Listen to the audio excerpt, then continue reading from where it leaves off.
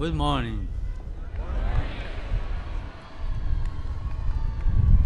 Mr. President, I am deeply grateful for your welcome in the name of the All Americans. As the son of an immigrant family, I am happy to be a guest in this country, which was largely built by such families.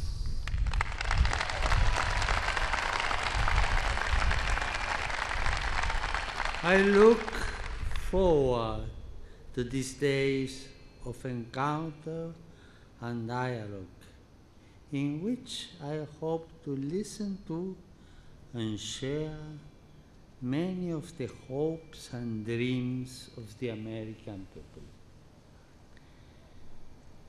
During my visit, I will have the honor of addressing Congress, where I hope, as a brother of this country, to offer words of encouragement to those called to guide the nation's political future in fidelity to its founding principles.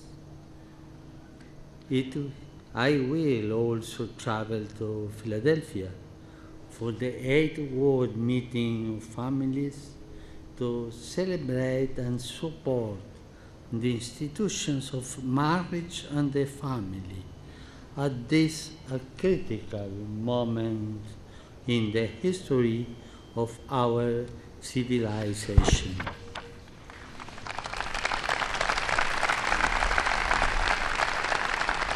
Mr. President, together with their fellow citizens, American Catholics are committed to building a society which is truly tolerant and inclusive, to safeguarding the rights of individuals and communities, and to rejecting every form of injustice, discrimination.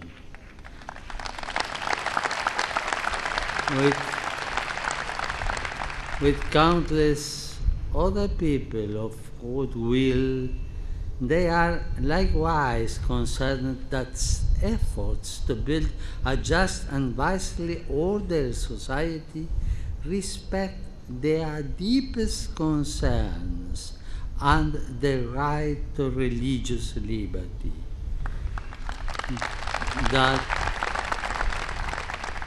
That freedom remains one of America's most precious possessions.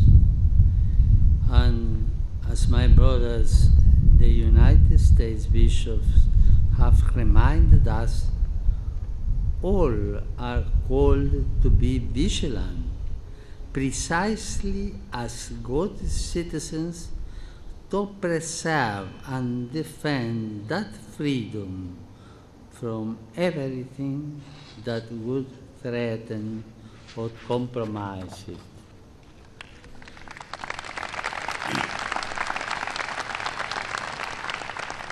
Mr. President, I find it encouraging that you are proposing an initiative for reducing air pollution.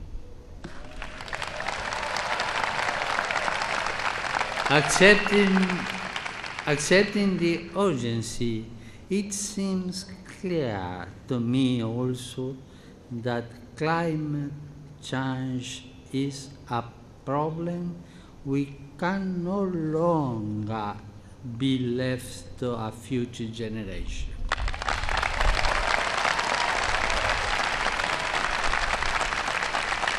When it comes to the care of our common home, we are living at a critical moment of history.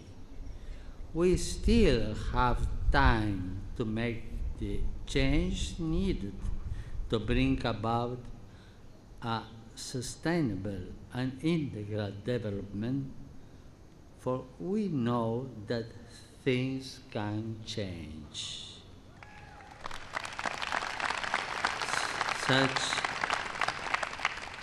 Such change demands on our part a serious and responsible recognition not only of the kind of the world we may be leaving to our children, but also to the millions of people living under a system which has overlooked them.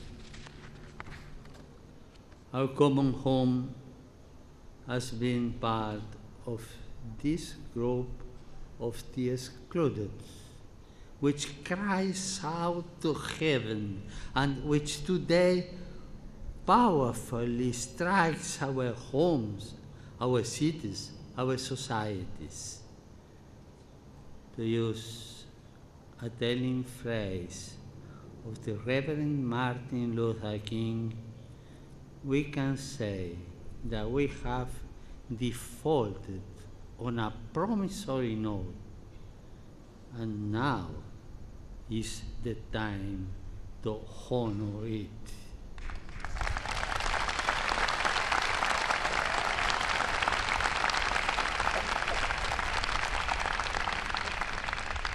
We know by faith that the Creator does not abandon us. He never forsakes His loving plan or repents of having created us. Humanity has the ability to work together in building our common home. As Christians, inspired by this certainty, we wish to commit ourselves to the conscious and responsible care of our common home.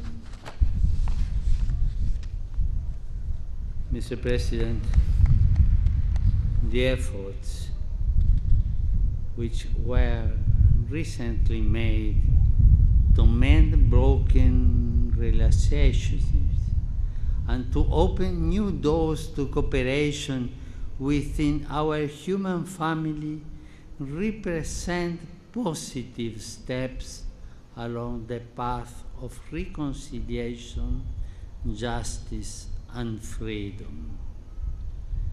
I would like all men and women of goodwill in this great nation to support the efforts of the international community to protect the vulnerable in our world and to stimulate integral and inclusive models of development.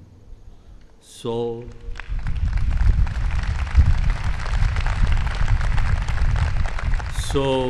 that our brothers and sisters everywhere may know the blessings of peace and prosperity which God wills for all His children.